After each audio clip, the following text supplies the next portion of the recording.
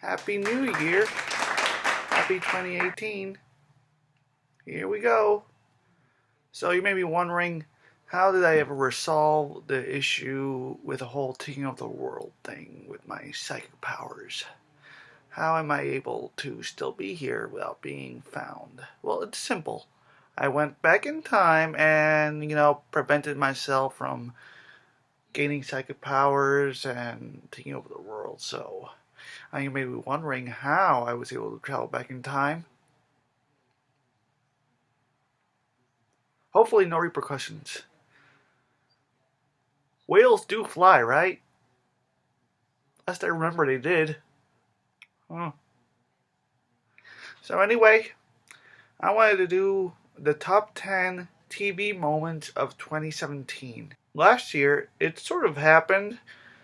Kinda. It's just that I was originally going to talk about the remarkable history of pasta. Its impact on the world. But some guy decided that's not good enough, so he decided to hack my channel and instead put something else on it. Entirely skipping all of my insight on pasta. I would be mad, but I thought, why not? So I thought, instead of, I don't know, I was originally gonna think of doing maybe how Rottweilers like to lick people, their history of doing that, where it comes from, what they think. I thought I'd actually do a top 10 2017 TV moments. So, you can't hack me this time. So, I got you. So, here we go. Top 10 2017 moments in TV. There were so many things throughout television last year. Great performances, notable episodes, and doing a top 10 was hard, but it was done. So, here we go. And spoilers, I'm gonna review a whole lot of plot points, things people should have known by now, but if they don't, spoilers. Number 10, Kai's defeat in the American Horror Story cult. Now, when I first started watching American Horror Story cult, I thought, is this gonna be way too political? At first you're like, oh. But then you keep watching it, and Evan Peters as Kai Anderson is just so creepy. He's so enigmatic in a way.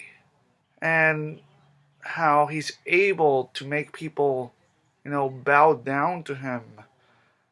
The fact that he is inspired by Charles Manson, all these other cult leaders. You really want to punch a guy in the face. Which is why it was so invigorating to see that even though he escaped from prison at the end of the season, at the beginning of the final episode, he gets defeated thanks to a really good plan by Allie, Sarah Paulson's character, who at the beginning was just this very afraid woman having so many phobias, and by the end he pretty much tricks Kai into basically escaping from jail so that way he could humiliate him at the end. Just him going on a meltdown. Being all misogynistic. It was really awesome. Number 9. Punisher disfiguring Russo at the end of the first Punisher season. All throughout the season, we get really great, violent moments with Frank Castle. But none can be as iconic or as gruesome as the final fight between Frank and one of his former soldier buddies, Russo. The fact he gets shot in the face, he gets stabbed in the gut with a piece of glass. Even when the guy shoots at Frank. He only shoots at, parts that he's basically covered with bulletproof stuff that basically resembles his Punisher logo. Never thinks about shooting him in the head. And he just scrapes his face onto a mirror and then bashes it again and bashes it again. And we all know that Russo will eventually become Jigsaw. So at least we got that part down. And it is awesome. It's just both tragic and awesome to watch. Number 8, Eleanor figuring out the truth about the Good Place in the first season finale of The Good Place. This show, which started in late 2016, is just a really great comedy that represents what people go through after they die. And all throughout the first season, the main characters, one of them played by Kristen Bell, all have to figure out why exactly they're in the supposed good place when all their lives they've pretty much treated other people like garbage, or they never, you know, helped anyone or had troubles with other people. And the twist ending of the first season, that it all turns out that they're actually in the bad place as a way of being tortured into believing that they were in a good place but not figuring out why they were in a good place, is just brilliant. The fact that Michael, as played by Ted Danson, he goes a full 180. At first wanting to, help these people, and then whoosh, he unravels and reveals the truth. That is magnificent. Number 7, Coulson turning into Ghost Rider at the season 4 finale of Agents of S.H.I.E.L.D. Now we've seen, the Ghost Rider throughout the beginning of the 4th season of Agents of S.H.I.E.L.D.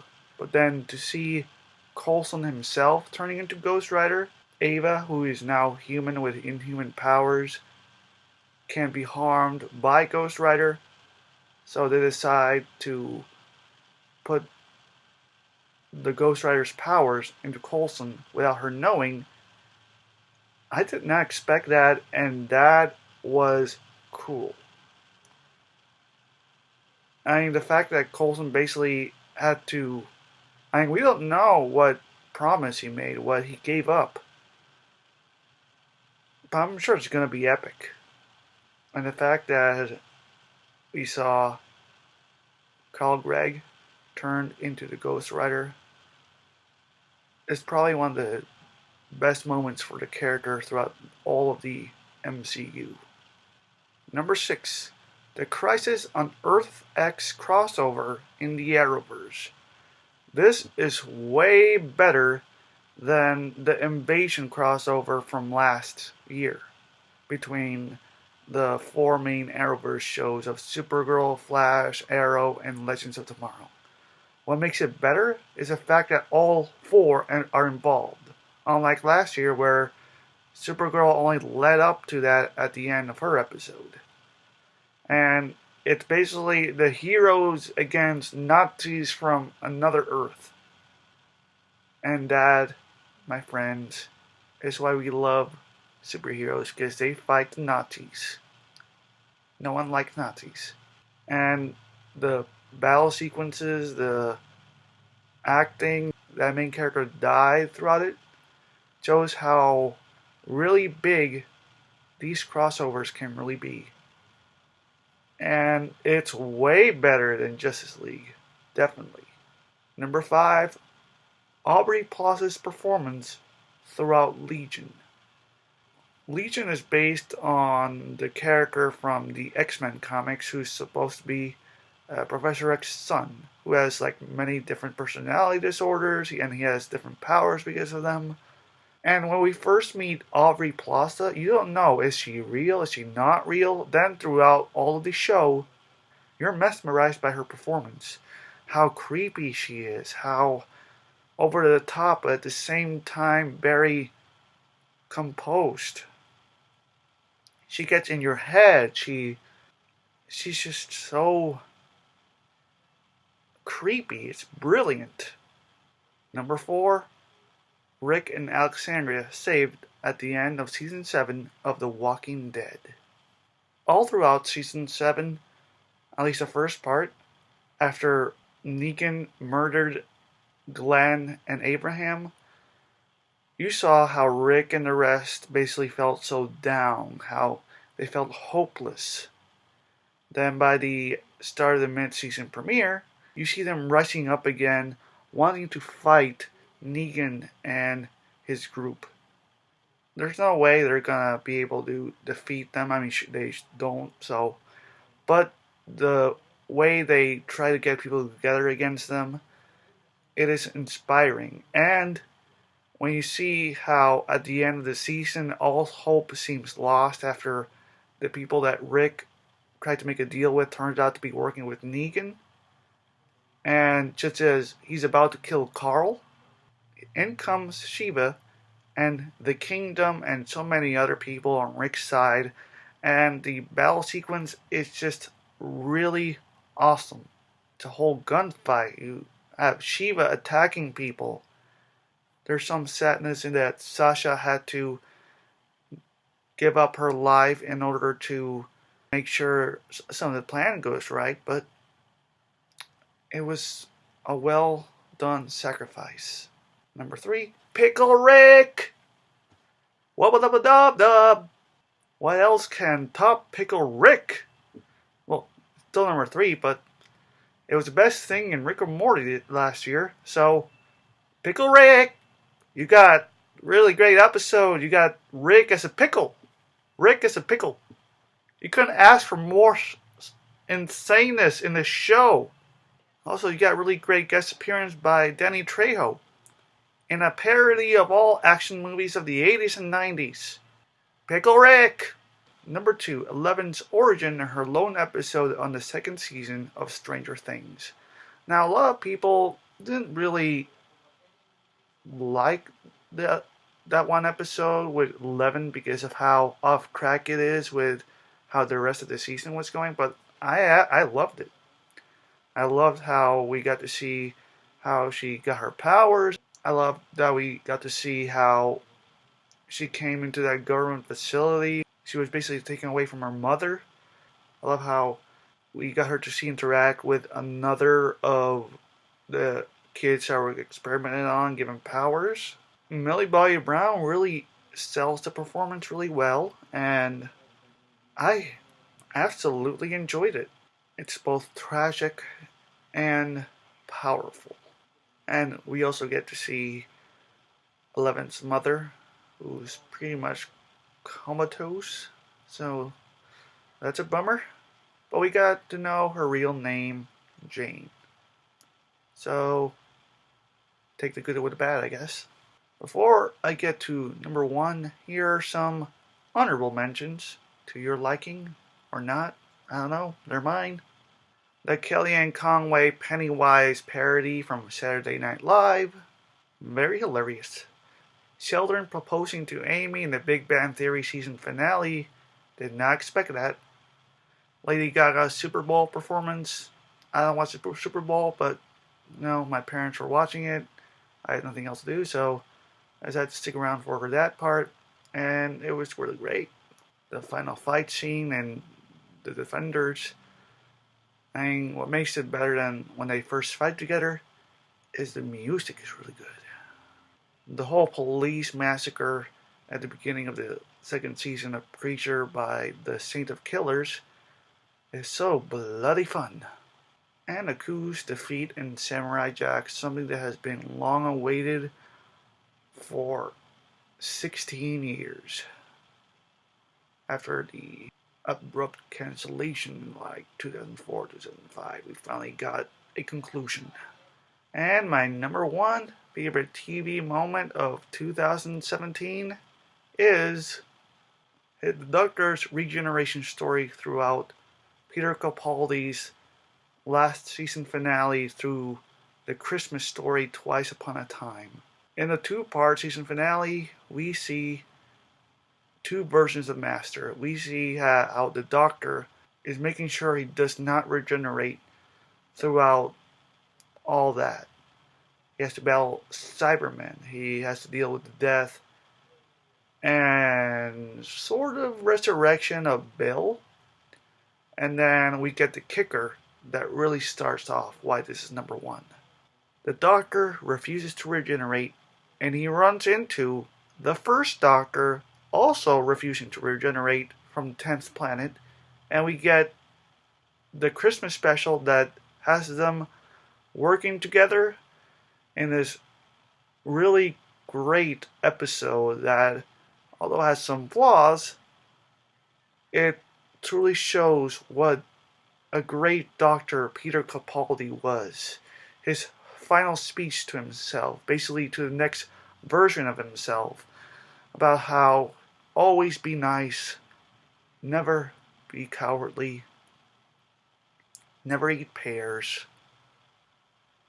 how the universe always has to be saved, how regenerating won't kill anyone except him, and that he will let him go.